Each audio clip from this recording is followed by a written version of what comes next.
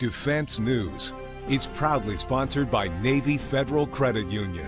If you're a member of our nation's armed forces, the Department of Defense, or if your family is, we'd be proud to serve you too.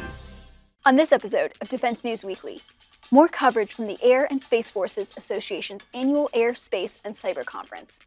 We take a look at developing heavy-lift drone technology. The Air Force wants to carry everything from ammo to wounded troops through hostile territory. Have a look. And from the Chief of Space Force Operations discusses some of the service's upcoming milestones. Hear what he has to say about the force's priorities. Plus, we head to the National Museum of the Marine Corps to check out some new and upcoming exhibits. See what the museum has on tap. Also, a first look at the hardware used to check America's most advanced warplanes for nicks and flaws after missions. Come meet the Razor. It's the latest in news and analysis from the Pentagon to the platoon, here on Defense News Weekly.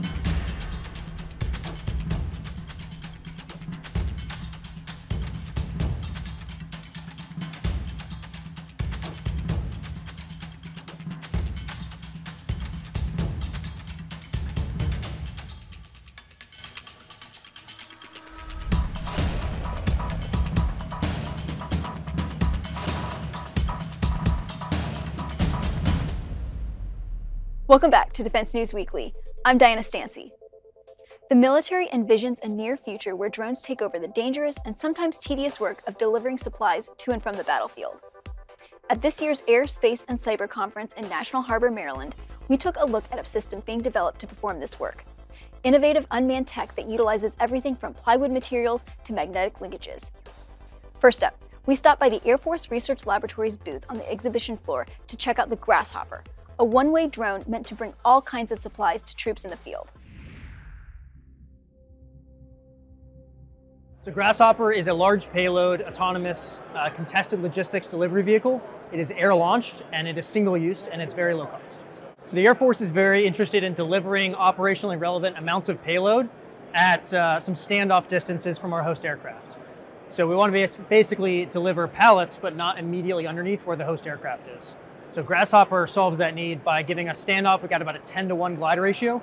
So as soon as it leaves the host aircraft, it autonomously navigates to its target and then lands under parachute, gives us 500 pounds of payload. Yeah, so Grasshopper's large. 500 pounds is a lot of weight.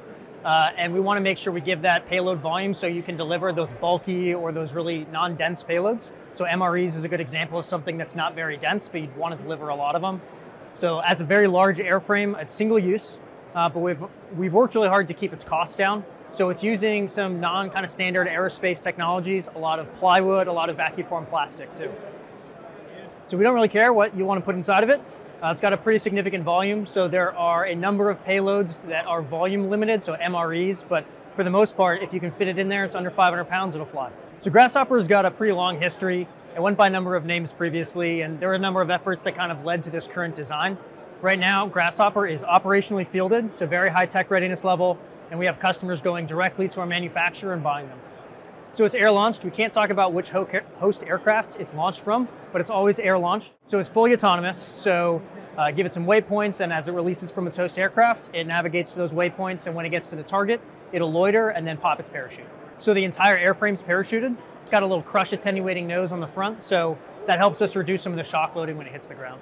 Yeah, so if we had a unit that's downrange, maybe they are in an area that we can't drop directly over them, we'd use Grasshopper, so we'd load it up on the ground with food, ammunition, radios, whatever they need. And then in the air, we can program it. And then as soon as it's released from its host aircraft, its wings will deploy and it'll navigate, miles and miles to its target. And then once it's over that target, parachute will pop out. The entire thing drops to the ground. And then the front of the vehicle's got this crush attenuating nose. So when it hits the ground, that'll crush, keeps that shock loading low. And then crew on the ground can pull up to 500 pounds of that payload out. So yeah, so AFRL's rule, we're looking at two main efforts based on this kind of baseline Grasshopper. So the first effort, we want to extend its range, so we're going to power this system. We want to get out to about 500 miles. And then the second effort, we're very concerned with being able to navigate in a GPS-denied environment. So there are a number of ways you can do that, and we're looking at all sorts of different possibilities. AFA's 2024 conference was the forum for discussion on a range of top-line topics for leaders of the Air and Space Forces. One point on the minds of many in attendance: the progression and advancement of the Space Force, a subject that Chief of Space Force Operations General Chance Saltzman focused in on during his keynote speech. Defense News space and emerging technology reporter Courtney Albon was on site to provide a recap and analysis of Saltzman's remarks. Chief of Space Operations General Chance Saltzman gave the keynote here this morning. He reflected back a bit on the Space Force's first 5 years and then talked about some upcoming milestones for the service. That includes creating a greater presence in the combatant commands, implementing a new force generation model, and standing up a new command called Space Futures Command. At the 2024 Warfare Symposium in February, I announced our intention to stand up a new institutional field command dedicated to force design. Space Futures Command will be responsible for ensuring our long-term technical advantage in space. Our plan is for Futures Command to incorporate 3 centers, working in tandem to forecast the future operating environment, define our service's operational concepts, and ultimately document the objective force, the force we need for future success. General Saltzman said the command should be up and running by the end of this year or early next year, and the timing is somewhat dependent on the outcome of mission analysis that the service is running now. The Space Force has established a task force that's running tabletop exercises and crafting a plan for the future of the command. What we're talking about here is nothing less than re-baselining the way we identify, mature, and develop concepts that will shape the service for years to come. This is critical, because there's so many things that we need to get right. So how do we take in new ideas? How do we test them? How do we align them with the art of the possible? Then resource them according to the science of the practical. Just last month, Task Force Futures completed a tabletop exercise to start answering these questions and more.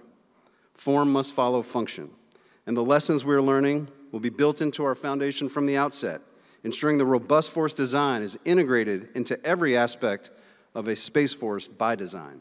Following his speech, General Saltzman spoke with reporters here at the conference. He elaborated a bit on some of these topics and gave a sense of the Space Force's funding needs. He couldn't talk much about the upcoming 2026 budget, but he said the service's top priorities are counterspace and space domain awareness. Yeah, this is back to our transformational discussion, and the analogy that I've thrown around is this conversion from a merchant marine to U.S. Navy. And one of the kind of corollaries to that analogy is a perfectly modernized merchant marine is still not a U.S. Navy.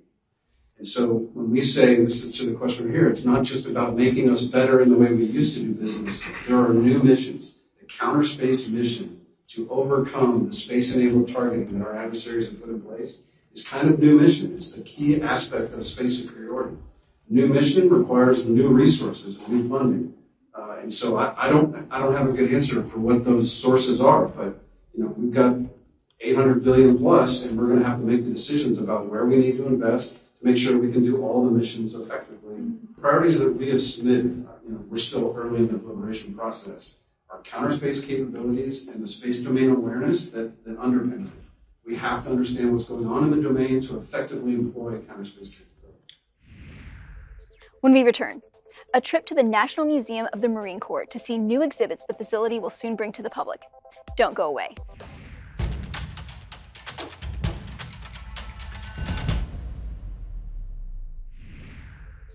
Welcome back.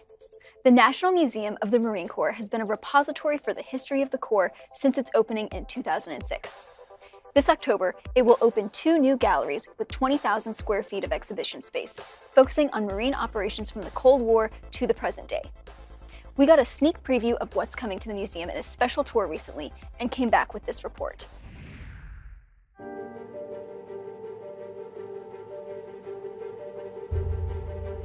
We're here at the National Museum of the Marine Corps just a few weeks ahead of the October opening of new galleries, 20,000 square feet that cover the 1970s all the way up to 2021 and everything in between, from Iraq and Afghanistan to Grenada, Beirut, and many other operations that many may not be aware of. A lot of personal objects here, hundreds of different artifacts, a very interesting period of time for the Marine Corps and very recent history for those involved.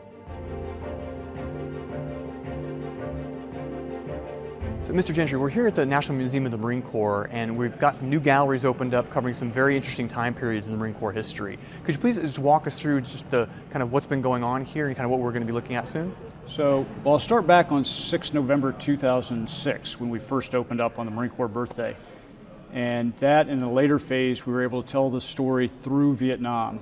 These galleries pick up the story after Vietnam, so 1976 really through 2021. First gallery talks about peacekeepers in Beirut, Grenada, Desert Storm, and then the myriad of operations that occurred during that time, because the Marine Corps was really busy during that period. And then as you transition from 9/11 to this gallery, here we talk about Afghanistan and Iraq. Yeah. Good. And I understand there's some very personal items here. We have actual artifacts from individual Marines and also Marines who served maybe as models for some of the statues we see here. Could you talk a little bit about that? So every artifact tells a story, otherwise it wouldn't be in here. And then every set of dress blues in these two galleries represents or came from a family of a Marine that was killed in action. All the adult figures here in the museum, we call them cast figures, because they're, no kidding, cast, live cast. So we oil them up, and it's about a 4-hour process.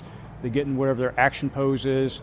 They make 4 different molds. We send it off to the, really the artists, and they pour the molds, and then they create the sheen of sweat, grime, tattoo in one case. So we really try to bring realism to every aspect of the museum. In addition to that, I think there's some interesting little kind of very specific details to, there's some smells and sounds and things. Could you talk a little about how that was created? Okay. So in the rest of the museum, we really evoke emotion through sight and sound. Now we're going to add the sense of smell. So we have a scent cannon at the beginning of our Iraqi village that's going to pump out a scent that will be reminiscent to many who deployed over there. So it'll be a mixture of, right now, feces, burning garbage, particularly some plastic, a little bit of cordite, stuff like that. Now, you have Marines of all generations that come to visit this museum. As director, what are you hoping to share with them through these new galleries and the existing ones whenever they served, whether it was back in the 50s or 60s in this period, or even future Marines serving now who may come to this years from now? So what we really want to do is honor that selfless service of those Marines that served in the past.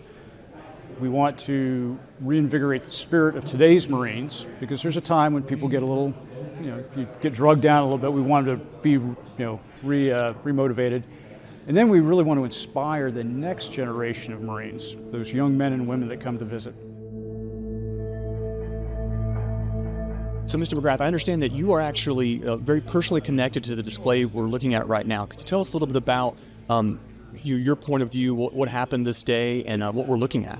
Sure. So this is an MATV vehicle. So at this time I was deployed with Marine Special Operations Command in Helmand Province.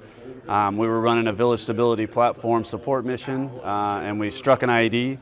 As a result, my turret gunner was ejected from the vehicle. This is a mobility kill, so the vehicle was completely incapacitated, but everyone in the vehicle survived. We executed a medevac for my turret gunner, recovered this vehicle on a flat rack, and kept pushing with the mission. I can imagine kind of seeing something like this, may bring up some personal thoughts, memories. Would you mind sharing a little bit about that? Sure, yeah. Seeing the exhibit or seeing the vehicle for the first time obviously invokes some emotion.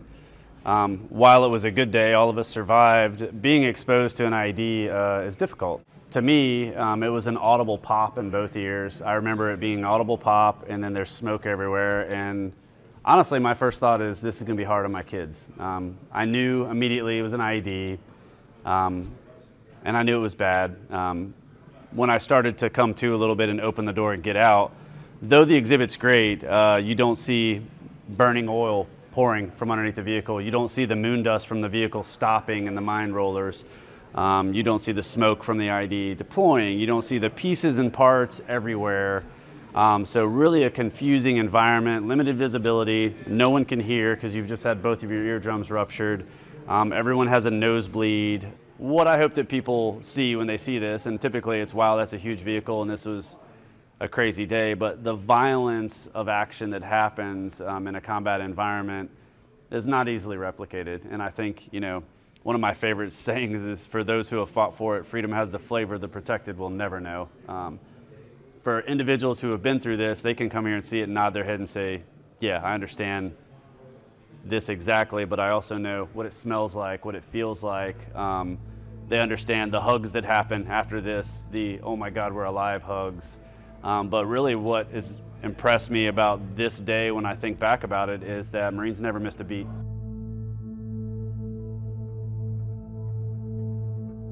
So, Mr. Vickers, I understand we're here with some new gallery openings that cover a 50-year period, a lot of which predates 9/11, maybe more than half. Can you talk to us a little bit about what the significance of the pre-9/11 aspects of these galleries are? Sure, absolutely. So the other part of the museum covers up to Vietnam. So this gallery picks up in what we're calling Gallery 13, the Cold War, post-Vietnam all the way up to 9/11. So there's a lot of Marine Corps history in there that folks really don't know a whole lot about. And some of these battles, even though they were fairly large, they were also very short, maybe only 3 or 4 days. For example, the Ground War and the first Gulf War was about 4 days. Now, I know a lot of people may know some of the more recent history of Marine Corps operations. As someone who served during this period and specifically served in these conflicts, what do you hope future Marines of this generation and moving forward, draw from these exhibits or learn from them or take home with them? That's a really good question, and it could be a very long answer. But we in the museum want to feature all generations of Marines, no matter how long they served. So some of the Marines featured in this gallery, yes, they may not have been part of Iraq and Afghanistan, but they raised their hand just like other Marines do. And they served in some of these conflicts, Grenada, and here in Desert Shield and Desert Storm. But not just in conflicts, but also a lot of peacekeeping type missions. I mean, right around the corner we feature Haiti, and we talk about the humanitarian aspect of Marines. And that was one thing that I think in the earlier part of our museum we had been missing a little bit, so we made a concentrated effort to go, you know what, Marines, just like General Mattis said, they're no better friend, no worse enemy. And that's who we are as Marines.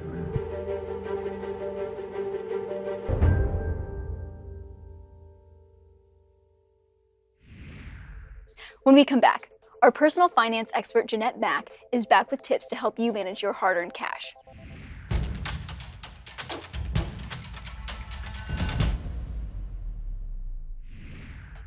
Welcome back. On this episode of Money Minute, you know what a credit card is, but do you know what a secured credit card is? Jeanette Mack from Navy Federal Credit Union is here to explain. Deployment, PCS moves, and everyday expenses can make managing finances complicated, especially when it comes to building credit. Military families already have a ton on their plate, but what if there was a way to build strong credit while making everyday purchases? A secured card can do that.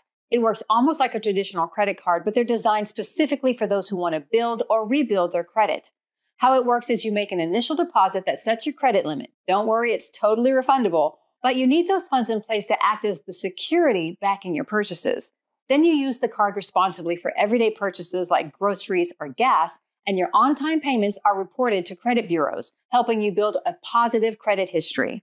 When choosing a secured card, look for one that doesn't have annual fees and gets reward points for travel, cashback, or merchandise.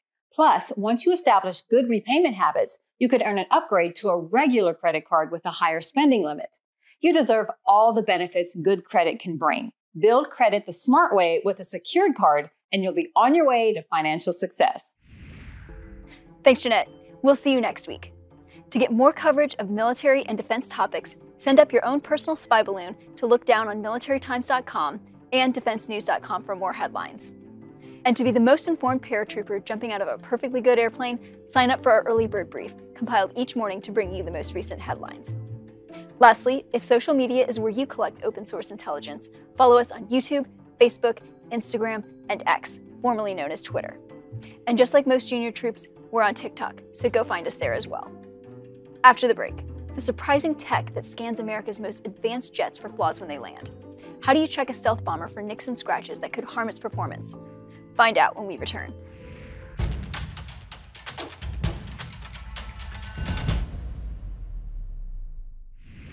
Welcome back. This year's Air, Space, and Cyber Conference in National Harbor, Maryland displayed an array of aircraft and other systems designed to take a fight to the US's adversaries. But potentially just as important as the systems in the air are the ones on the ground conducting maintenance inspections and spotting flaws after missions. On the floor at AFA, we spoke to the CEO of Resonant Sciences about the Razor, a product being used to scour American aircraft after missions to spot any blemishes incurred during flights that may compromise stealth capabilities. Have a look.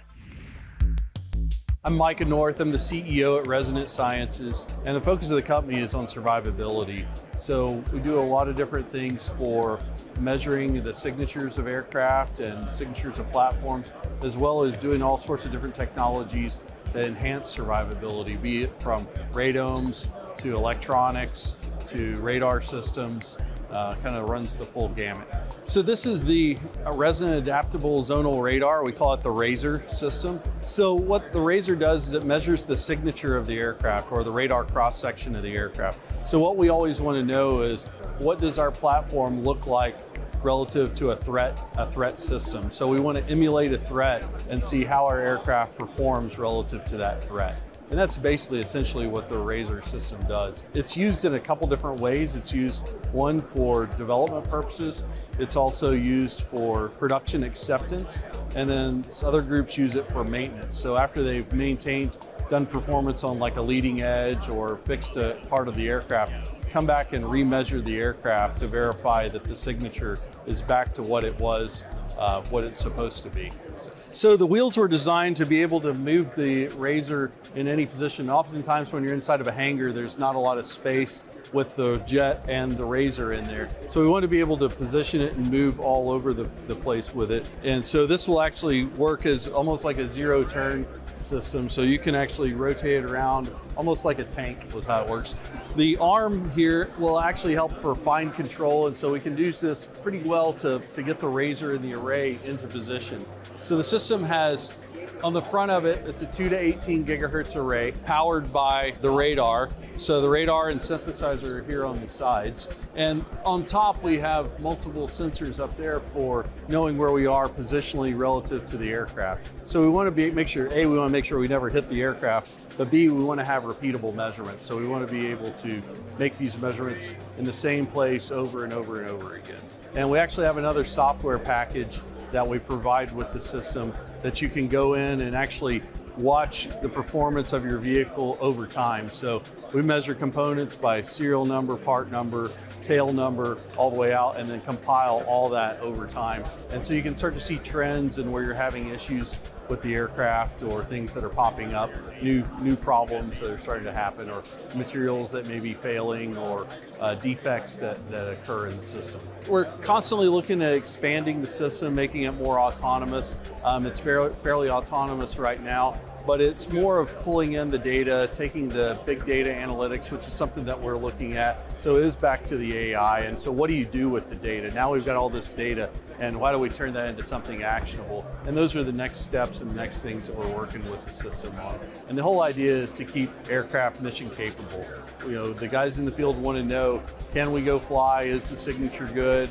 Can we do that? So that's the whole point of RAZR, is to keep aircraft in the air. Well, that's all we have time for in this episode. Thanks for joining us, and we'll see you next week.